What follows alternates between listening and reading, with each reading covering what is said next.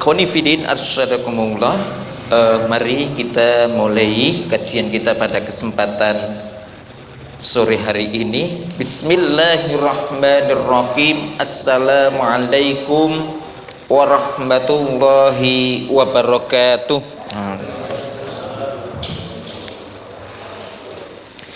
Innal hamdalillah nahmaduhu wa nasta'inuhu wa nastaghfiruh wa nastahdihi wa na'udzu billahi min syururi anfusina wa min sayyiati a'malina may yahdihillahu fala mudhillalah wa may yudlilhu fala hadiyalah. Asyhadu an la ilaha illallah wahdahu la syarikalah wa asyhadu anna Muhammadan abduhu wa rasuluh. Qallallahu ta'ala fi kitabihi a'udzu billahi minasyaitonir rajim. Bismillahirrahmanirrahim. Ya ayyuhalladzina amanu taqullaha haqqa tuqatih wa la tamutunna illa wa antum muslimun. Wa qala Allah ta'ala fi ayatil ukhra ya ayyuhalladzina amanu qu anfusakum wa ahlikum nara wa quduhan nasu wal hijarah 'alaiha malaikatun ghiladun syidad la ya'sunallaha ma amarahum wa yaf'aluna ma yu'marun.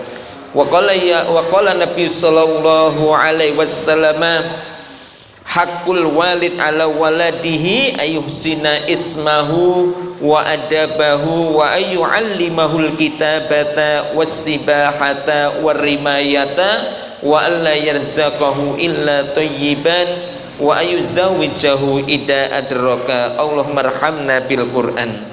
Ikhwani fidin arsadakumullah, puji syukur kehadirat Allah subhanahu wa ta'ala yang masih memberikan kenikmatan, kesehatan, begitu juga kesempatan kepada kita semuanya, sehingga kita bisa hadir, kita bisa datang, kita bisa berkumpul di rumah Allah ini dalam rangka menghadiri majalisul ilm ataupun majalisul taklim.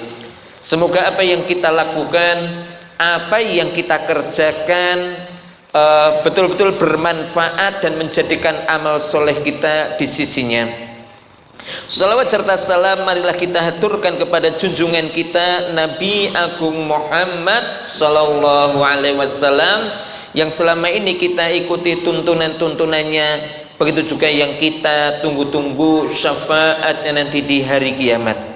Ma'asyiral muslimin, Bapak dan para hadirin yang dimuliakan oleh Allah, kemudian melalui majelis taklim ini mari kita jadikan majelis yang kita hadirin, majelis yang kita datangin sebagai satu sarana untuk meningkatkan ketakwaan kita kepada Allah.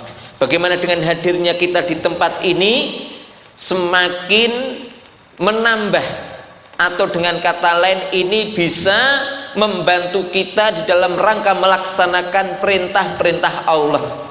Bagaimana dengan hadirnya kita di sini, betul-betul apa yang dipikulkan di atas pundak kita berkaitan tentang tanggung jawab kita beribadah kepada Allah bisa kita tunaikan, kita laksanakan dengan sebaik-baiknya. Ma'asyiral muslimin, ikhwani fiddin arsadakumullah. Kemudian kajian kita pada kesempatan malam hari ini dan selanjutnya insya Allah kita akan mengkaji satu kitab.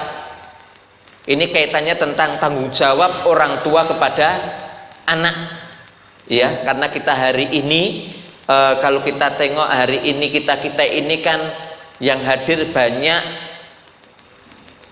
ya, yang hadir ini banyak sekali yang hari ini sedang masa mendidik anak. Kita ingatkan sekali lagi bahwa kita tidak bisa 100% menyerahkan anak kita ke lembaga pendidikan. Kita tidak bisa 100% menyerahkan keberhasilan anak kita di pondok ataupun yang lainnya.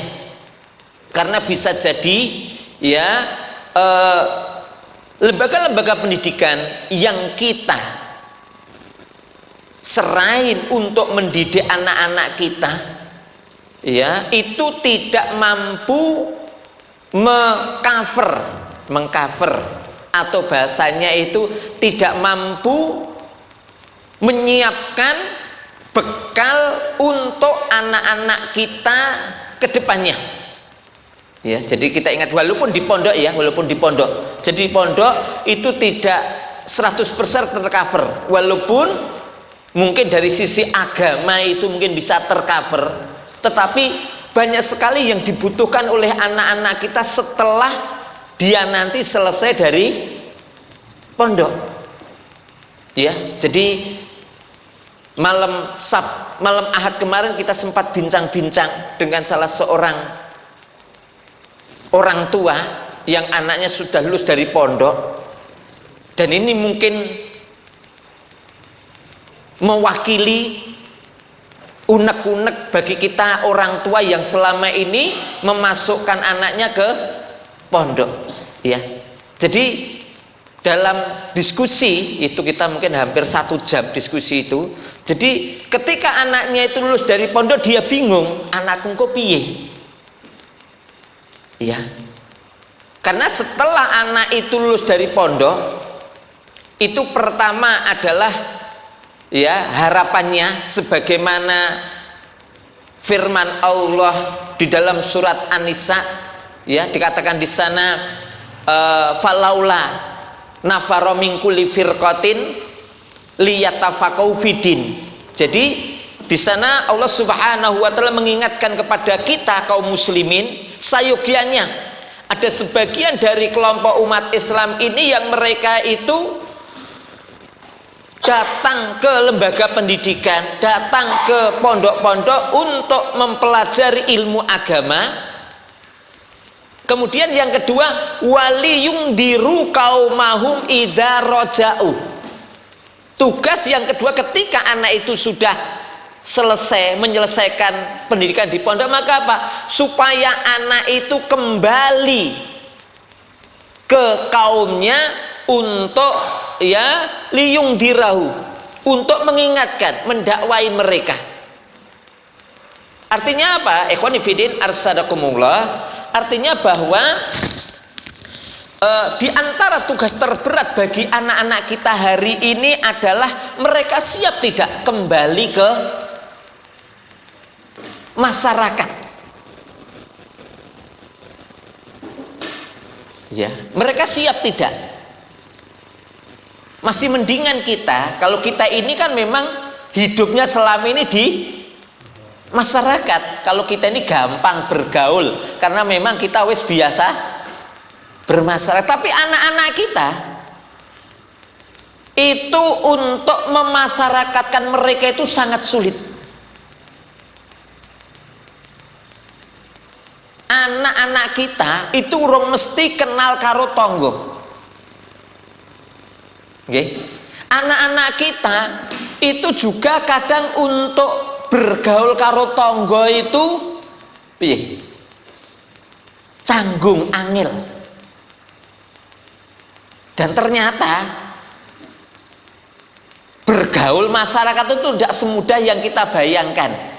Ya, tidak semudah yang kita bayangkan. Kalau kita ini ibaratnya ngono ya wis nggak perlu teori, wis praktek dhisik gitu ya. Karena memang kita tinggalnya di masyarakat. Tetapi bagi anak-anak kita yang lulus pondok itu seharusnya memang ada namanya ilmu kemasyarakatan. Maka namanya ada sosiologi.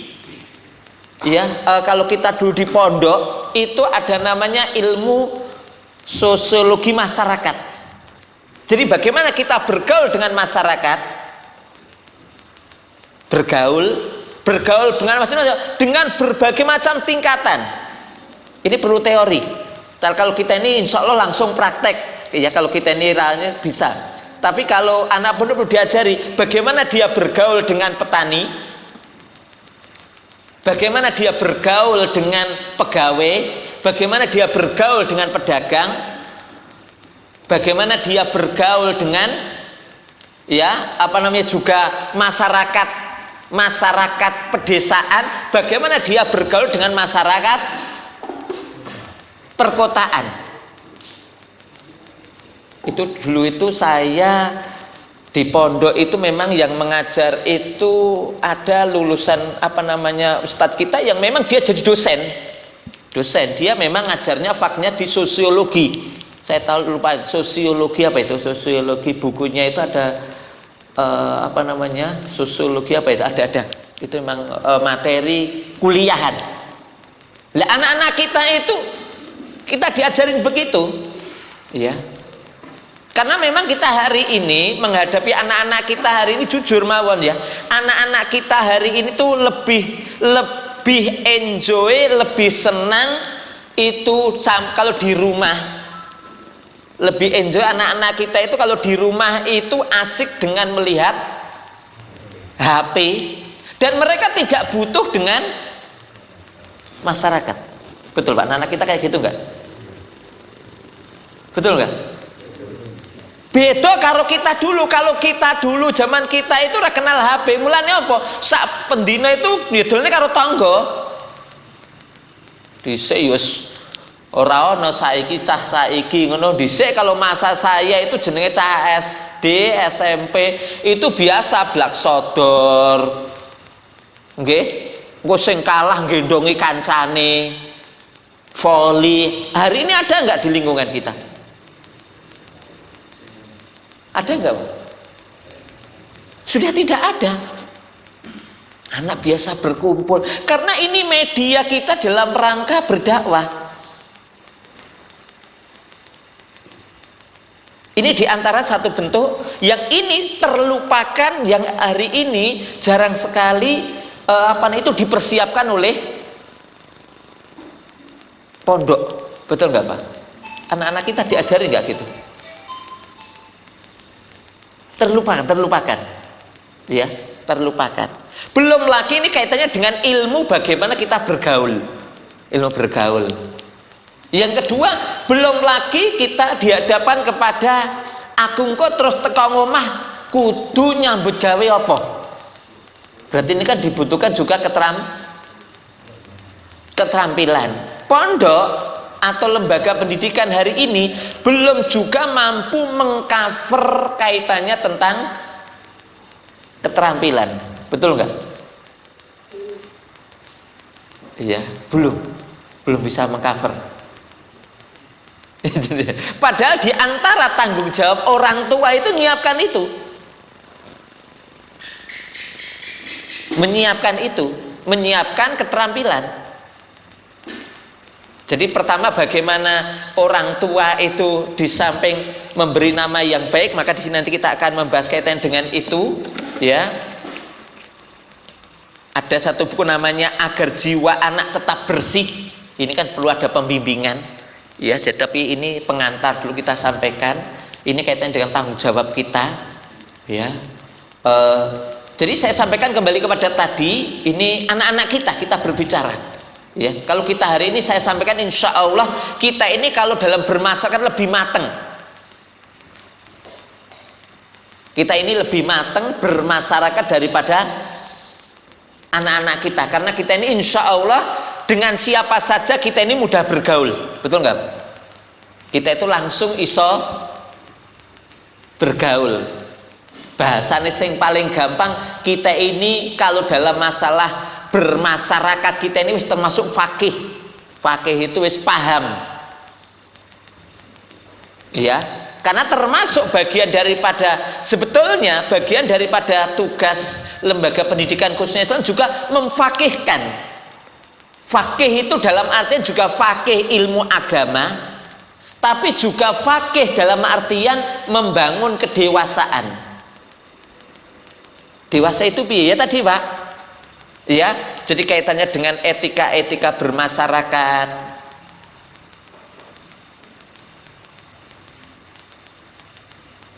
Etika bagaimana kita ketemu dengan tetangga.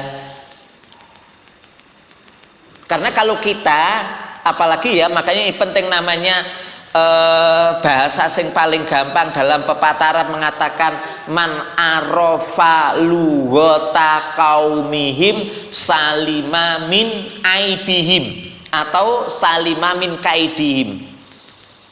Man arafa lughata qaumi, barang siapa yang paham bahasa satu kaum. Jadi kalau kita tahu bahasanya satu kaum, rahasianya satu kaum, maka kita nanti akan selamat dari tipu daya mereka. Artinya apa? Sama, jadi kalau kita itu kepengen gampang urip neng Jawa, ya kita ini ya kita harus bahasanya kita harus Jawani. Ngerti itu Pak ya? Wong Jawa itu ya kudu Jawani. Jawani ki piye? Lah ini lah kadang-kadang Jawani itu perlu dijawab kepada anak kita. Jawani piye? Jawani itu ya kayak ngene, ketemu kartu tangga ya aruh-aruh. Itu kan paling gampang ya. Ini teori sederhana dalam bergaul. Ketemu aruh-aruh, mbah kenal ra kenal aruh-aruh. Ketemu wong tua ya kudu ngajeni. Ya, ini kaitan dengan etika-etika, adab-adab. Ya. Aruh-aruh. Kemudian juga nanti kaitannya juga ya bertetangga, kemudian bermasyarakat dan masih banyak lagi. Dulu ini sudah banyak saya sampaikan teori-teorinya. Ya, jadi bagaimana kita bermasyarakat. Ya, bermasyarakat itu ya kalau kita katakan secara teori Islam itu kan dulu saya sampaikan yang ini yang harus kita ajarkan kepada anak-anak kita loh ya. Dulu kan saya sampaikan dengan pernyataannya Imam Atha bin Rabi'ah itu mengatakan bahwasanya sampai beliau mengingatkan kepada kita. Jadi kalau kita ini Jawani, insya Allah, dan kalau ilmu Jawa ini bisa kita wariskan kepada anak-anak kita, insya Allah anak-anak kita dimanapun dia berada akan baik. Bahasanya yang paling gampang apa? Sampai Rasulullah menyatakan man aghlaqa babahu makhofatan jarihi falaisa bimu'minin. Jadi kalau orang itu fakih itu insya Allah orang mungkin wong ki lunga omahe kok dadak di kunci. Kenapa? Ya, kalau orang itu bagus, mesti tanggane sing jaga. Ini teori-teori nggih. Maka sampai Rasul mengatakan barang siapa yang mengunci pintu rumahnya karena takut dengan tetanggamanya, maka dia bukan orang mukmin. Lah orang itu bisa seperti ini berarti karo tanggane mesti apik. Lah ini ya, tapi kalau anak-anak kita dari dia pondok sampai kata ustadz itu kadang-kadang itu mereka belum bisa bermasyarakat. Buktinya apa? Wong kadang-kadang masuk dalam kampung itu ora kula nuwun karo RT ini kok. Enten nggih? Masuk kampung orang itu ora kula nuwun karo RT ini. Ya. Kegiatan masyarakat tidak ikut, ya. Padahal ini bagian daripada ilmu bermasyarakat, ya. Jadi ya ini nih yang perlu dicermati, nggih. Jadi anak-anak kita juga sama, anak-anak kita ajarin ya. Pokoknya kapan wae kamu itu pokoknya kalau kamu nanti sudah menikah, tinggal di mana saja, yen arep pindah manggon omah anyar, kamu lapor karo RT, ora usah ngajak karo bapak dhewe rono, lapor dhewe. Ini ilmu bermasyarakat. Kalau kita itu baik datangnya baik, nanti insya Allah diterima juga dengan baik. Tapi pane awake dhewe teko wis ra duwe subasita, ya akhirnya tanggane renek sing. Ini sedikit ya, ini yang banyak kita cermati, anak-anak kita belum sampai tingkat seperti itu. Kalau kita kan ngono toh Pak ya, kalau mau masuk kampung, makanya dalam bahasa kita hari ini itu ibaratnya kalau di kampung kami itu ada pengumuman barang siapa yang bertamu 24 jam harus lapor RT. Ini kaitannya dengan etika. etika bagaimana kita apalagi kalau kita itu mau tinggal di situ dalam waktu yang lama, ya harus kula nuwun. Ini sedikit kita ingatkan. Ini kaitannya dengan bekal-bekal yang harus kita berikan kepada anak. Kembali kepada tadi, jadi ini maka tadi sampai Rasulullah mengatakan, barang siapa yang mengunci pintu rumahnya karena takut dengan tetangganya, falaisa bimumin, maka dia bukan termasuk orang mukmin. Ya, maka ada salah seorang bertanya, ya Rasulullah, mahakul jar, apa itu hak-hak tetangga? Ini kan perlu kita ajarkan sama anak-anak kita. Karena apa? Kita menginginkan, dan ini jarang sekali diberikan di pondok. Teori-teori ini jarang sekali diberikan di pondok. Ya, ini maka sekali lagi, walaupun anak kita ini sudah lulus pondok, ternyata kita sebagai orang tua perlu ngajari masyarakat. Ada Pak, ini anak kita yang sudah lulus pondok, ada ini anak kita. Enten sing wis lulus pondok anak kita. Saya itu juga sama, dua anak itu ya mung neng ya pane liburan itu mau neng kamar wae. Neng kamar. Jadi bahasane sing wong Jawa jadi bocah celingus, apa celingusan apa niku? Isinan. Padahal kita orang tua kita dulu mengingatkan, pane kita karo tonggo kita kok ora kenal iki kebangetan kuwi. Betul. Kita ini kalau sak RT sak kampung gak kenal kuwi wong kuwi berarti wong kebangetan. Dan memang Islam mengajarkan kita kenal semuanya. Maka kita juga sama punya kewajiban ketika anak-anak kita pulang, kita kenalkan. Kita kadang anak-anak kita ajak untuk kenal tonggo-tonggo, ben ngerti. Dikenal ke tonggo rumah sana itu jenenge iki. Ya. Apa Pak Deni Bude iki anake jenenge iki. Sing kae omahe kae jenenge iki. Dikenal nih. Supaya apa? Kita mengingatkan bahwasannya ya kita ini dikatakan makhluk sosial, artinya bagaimana kita ini bisa bermasyarakat. Kayak begini pondok tidak ngajarkan loh Pak ya. Kayak begini tidak diajarkan, tapi kalau saya dulu memang ketika kita dulu banyak ditugaskan itu diajarkan.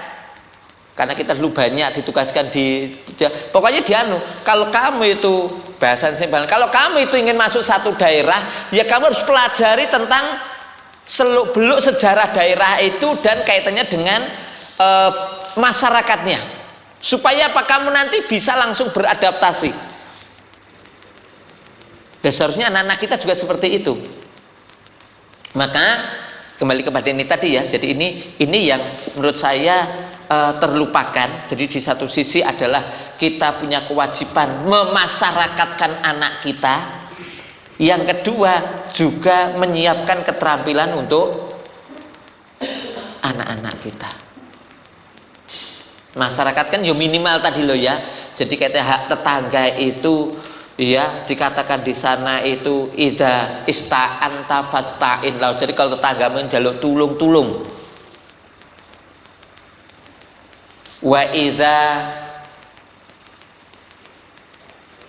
ya, jadi apabila tetanggamu itu pinjam sesuatu kamu punya pinjemi. Kalau tetanggamu sakit ditengok ya, kalau tetanggamu itu mendapatkan musibah dihibur, kalau tetanggamu itu mendapatkan kenikmatan ucapkanlah selamat. Ini kan hak tetangga. Ketika tetanggamu itu meninggal, maka kamu melayatlah, takziah, menghibur dia. Ya, kemudian ya termasuk juga ya adab-adab yang perlu kita ajarkan kepada anak-anak kita ini ada termasuk apabila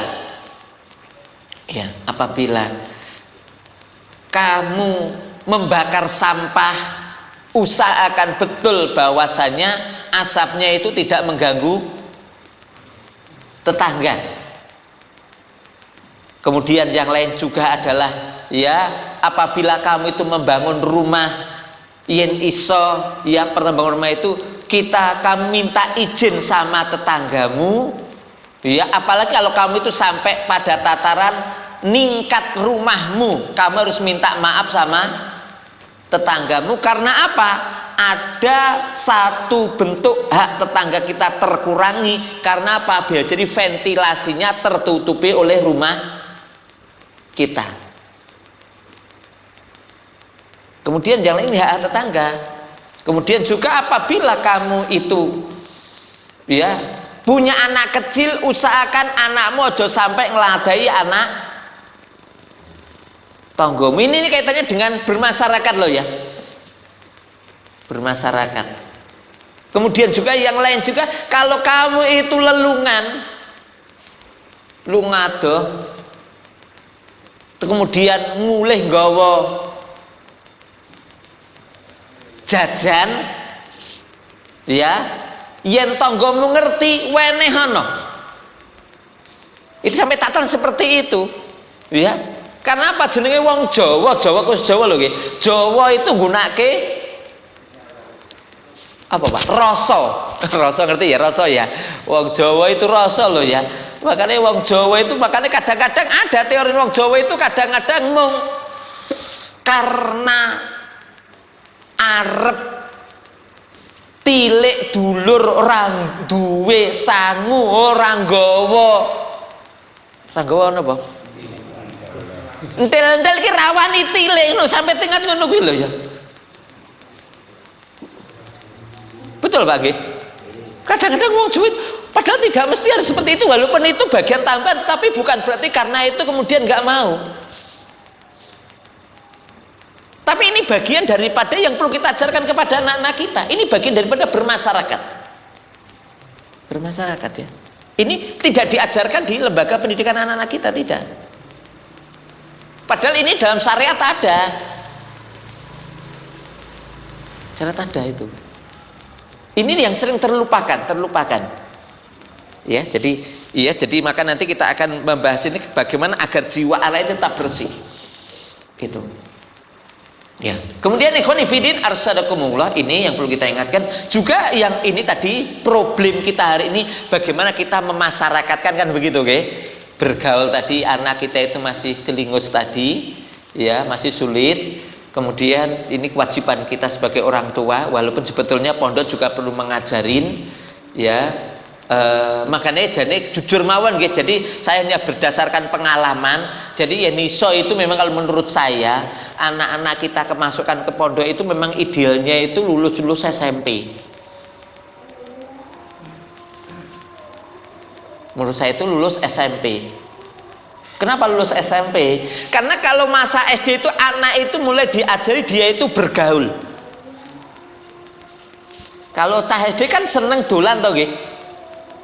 Beda kalau anak nanti di pondok loh ya, itu nggak bisa bergaul. Tapi kalau sejak kecil SD itu anak di pondok kan, itu nanti anak nggak kenal lingkungan, nggak piye caranya bergaul. Tapi kalau anak-anak itu dimasukkan ke pondok itu lulus SMP, itu seorang-orang anak itu kenal karo tonggone, betul nggak? Anak itu sudah pintar mulai bergaul. Mana jujur ya, saya juga kadang-kadang saya juga sok menyesal anak saya itu, ada yang anak sudah mulai kecil itu dipondokkan akhirnya nggak bisa bergaul.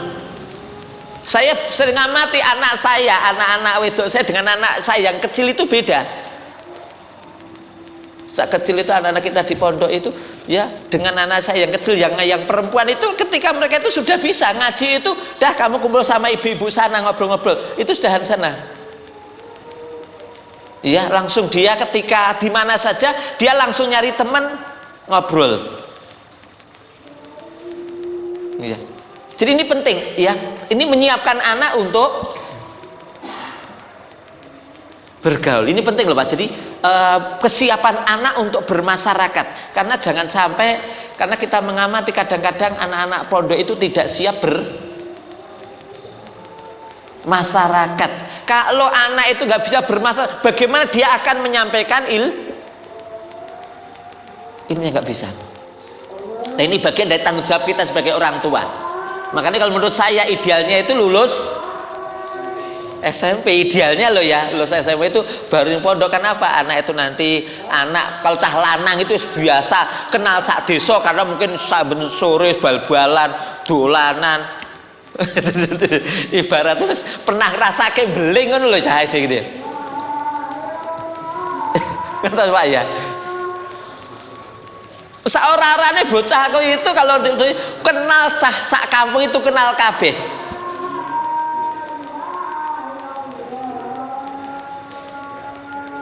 Kenal. Ini anak sudah punya bekal untuk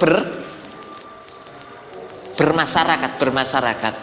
Ya. Di samping nanti juga di sana tadi ini problem apa namanya? Ketika kita ini menyerahkan lembaga pendidikan, ternyata lembaga pendidikan belum bisa mengcover, termasuk juga ya yang lain juga adalah kesiapan anak untuk bermasyarakat kaitannya dengan keterampilan ya. Jadi ternyata juga anak juga perlu dibekali keterampilan. Maka seharusnya apa? Anak itu harus punya banyak keterampilan. Karena apa? Itu bagian daripada dia nanti untuk kemandirian dan bagian daripada dakwah. Ini merujuk kembali kepada ya firman Allah yang termaktub dalam surat At-Tahrim, ya ayyuhalladzina amanu qu anfusakum wa ahlikum nar. Hei orang-orang yang beriman, jagalah dirimu dan keluargamu dari api neraka. Itu yang pertama. Kemudian yang kedua adalah dikembalikan kepada surat An-Nisa ayat 9, wal yahsallati law taraku min khalfim duriyatan di'afa khafu alaihim wal yattaqu falyaqulu qaulan sadida. Dan hendaklah kamu takut meninggalkan generasi-generasi yang lemah. Ya, takutlah kepada mereka, wal yaqulu, dan katakanlah kepada mereka perkataan yang tepat. Perkataan yang tepat bisa juga perkataan lisan, bisa juga perbekalan yang tepat bagi anak-anak kita. Ini nas al. Kemudian hadisnya Rasulullah mengingatkan kepada kita hakul walid ala waladihi, kewajiban orang tua kepada anak itu kurang lebih kan ada 7. Jadi kalau 7 ini bisa kita tunaikan, insya Allah anak kita nanti siap kalau istilah wong Jawa itu wis siap urip. Apa itu? Ayuhsina ismahu. Yang pertama, anak diberi nama yang baik. Wa ada bau. Yang kedua, diajari, dibekali dengan akhlak sopan santun yang baik. Tadi etika-etika tadi, bagaimana ketemu karo wong tua, unggah-ungguhe piye, bagaimana dia itu ketemu ya apa jenenge dengan anak kecil, sopan santun, tata krama. Ya. Kemudian baru yang ketiga, wa ayu allimahul kitabata. Ajarilah anak kamu itu baca tulis. Ya, diberi pelajaran baca tulis. Ya. Kemudian yang keempat, wa ayu allimahul sibahata, berenang, keterampilan. Maksudnya itu benarnya terampil. Ini kewajiban kita sebagai orang tua menyiapkan keterampilan untuk anak. Karena kemarin sempat kita bincang-bincang dengan dulu ketika ada pelatihan di Solo, Multaqo Duat Ustadz Adian Husaini itu menyatakan bahwa untuk tantangan ke depan itu ijazah nggak begitu penting. Ijazah itu nggak begitu penting. Kenapa? ke depan itu sedikit sekali pemerintah menerima pengangkatan CPNS. Kedua terus, ya untuk ke depan itu cuma kecil sekali. Artinya apa? Ijazah itu tidak begitu penting. Yang dipentingkan ke depan kata Ustaz adalah keterampilan. Ya, ke depan itu sangat keterampilan. Maka tadi asibaka. Maka keterampilan perlu disiapkan. Orang tua harus menyiapkan itu. Maka juga sama ketika ke pondok seharusnya juga pondok, karena pondok mewakili orang tua harus menyadari ini. Pondok harus menyiapkan keterampilan sejak dini. Sibahah. Kelima, rimayah. Kalau laki-laki itu ketangkasan, ya iso bela diri. Supaya apa? Ojo sampai wong bodoh direh, wong pinter direh karo wong bodoh. Kayak kita hari ini. Itu yang kelima. Kemudian yang keenam, ini apa namanya? Bekal sempurna diberikan kepada anak itu. Yang keenam adalah wa alla yarzaqau ila thayyiban. Kewajiban orang tua adalah memberikan rezeki yang baik kepada anak. Ini bagaimana kita harus siapkan. Dan yang ketujuh adalah baru. Kalau ini sudah kita berikan semuanya, insya Allah kita nggak perlu khawatir itu. Ngoyen wes anakku wes entuk jodoh, kita nggak khawatir sok ben yen anakku bar nikah. Wa ayuzawijahu ida adroka. Nikahkanlah anakmu bila telah ketemu jodohnya. Artinya apa? Dalam ajaran Islam jane pane wong tua ki wis nikahke anak, wong tua ki wis blas orang ngurusi anak. Arab itu gitu, wong Arab itu gitu, pane wis anak menikah wis urusan dhewe.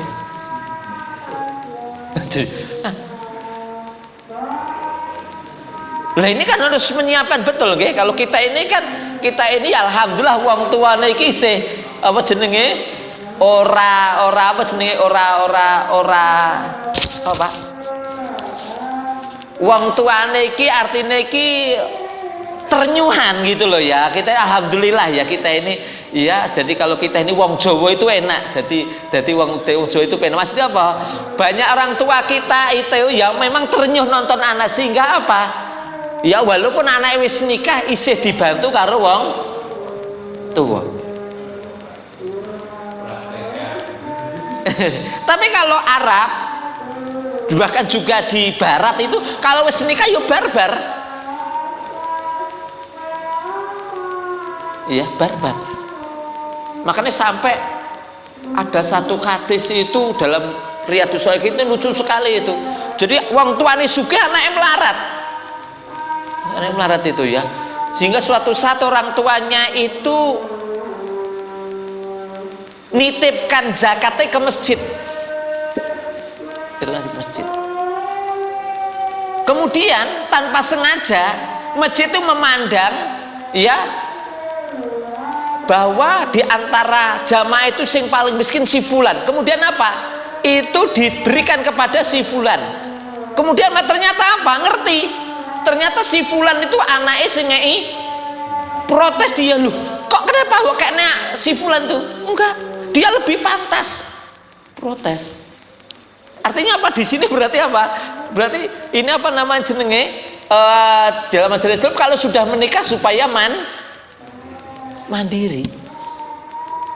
Nah ini tanggung jawab kita sebagai orang tua lah ini. Jadi ini kita. Jadi kalau 7 perkara ini bisa kita berikan sama anak kita, insya Allah Pak, anak-anak kita nanti itu nikah itu langsung sudah mandiri. Kalau bahasa kita wis jawani. Lah kalau kita dulu itu nggak perlu pendidikan dhuwur karena sejak cilik wis diajari rekoso. Wis cilik kita itu jenenge pada wis cilik wis esuk iki sadurunge sekolah wis ning sawah. Yen ra ning sawah ya wis kon ngarit. kadang ras sekolah mung kepengen kon ngarit. Itu artinya ternyata orang tua kita itu ya apa namanya mendidik mendewasakan anak dengan cara seperti ini. Kalau anak-anak kita belum dewasa karena tidak pernah merasakan rekoso sehingga prosesnya agak lama. Jadi ini bedanya kita dengan anak-anak kita. Jadi kalau kita lihat berarti orang tua kita lebih pinter dewasakan kita daripada kita mendewasakan anak. Betul nggak Pak?